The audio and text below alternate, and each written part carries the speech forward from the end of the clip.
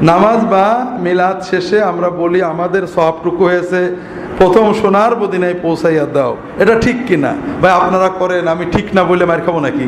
না, আমি কোনো ঠিক বেঠিক বলি না, সব ঠিক। তবে আপনারা আমাকে সুন্নত জিজ্ঞেস করতে পারেন। এইখানে আমি বলতে পারি যে আমি গুনাহগার, আজ পর্যন্ত যা লেখাপড়া করছি সামান্য।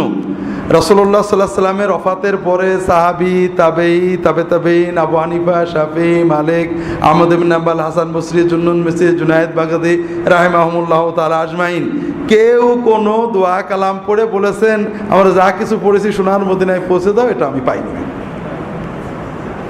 2 নম্বর কথা হলো, এখানে আরও কিছু আমার প্রশ্ন আছে। আপনারা ভালো কাজ করেন, আমাদের কোনো আপত্তি নেই, কিন্তু আমার প্রশ্ন হলো যে আমি যখন পড়ছি আমি মনে মনে নিয়ত করছি যে এই দরুদটা নবীর জন্য, নবীর জন্য আমরা 10 বার দরুদ পড়লাম।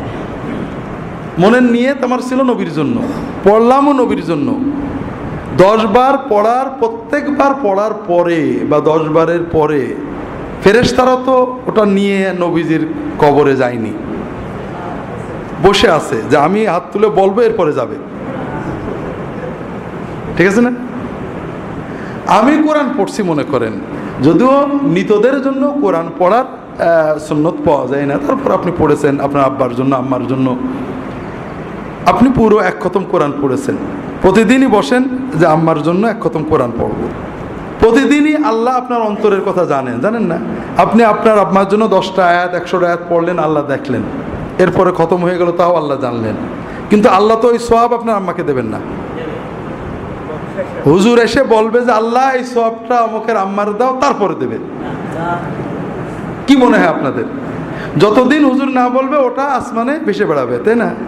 হ্যাঁ, যেমন আপনারা গল্প শুনেছেন যে খানা না খাওয়া পর্যন্ত রূহগুলো ভেসে বেড়ায়, খানা খাওয়ালে কবরে চলে যায় নাকি? এইরকম সওয়াবগুলো ভেসে বেড়াবে দোয়া না করা পর্যন্ত।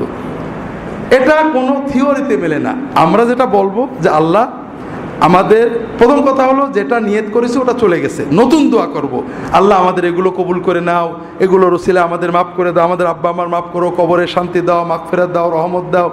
যেটা হয়ে গেছে গেছে, আমরা নতুন দোয়া করব। কথা বোঝেননি? যেটা বাপমার নিয়তে করে ফেলেছি ওটা চলে গেছে, তো আমরা বড় জোর নেক আমলের ওসিলায় আল্লাহর কাছে আরও চাইতে পারি। আল্লাহ 100 বার দরুদ পড়ছি, এই দরুদটা কবুল করে এর ওসিলা আমার আব্বা আমার মাফ করে দাও, আমাদের বিপদ কাটিয়ে দাও, আমার আব্বা আমার রোগ ব্যাধি ভালো করে দাও। আল্লাহর কাছে নতুন নতুন জিনিস চাইতে হয়। আপনি যদি বলেন যে হুজুর আমার আব্বার জন্য দোয়া করেন, আমি বললাম যে আল্লাহ আপনার আব্বাকে মাফ করে দেন, এটা একটা নতুন দোয়া।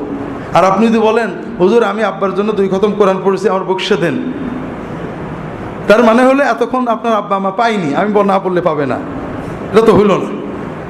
এই জন্য আমি আমার পড়া মতো সুন্নতে পাইনি যে সাহাবী, তাবেঈন কেউ কোনো দোয়া কালাম ও দরুদ কোরআন পড়ে বলেছেন যে আল্লাহ এগুলো সব অমুক অমুকের পৌঁছে দাও, আমি পাইনি।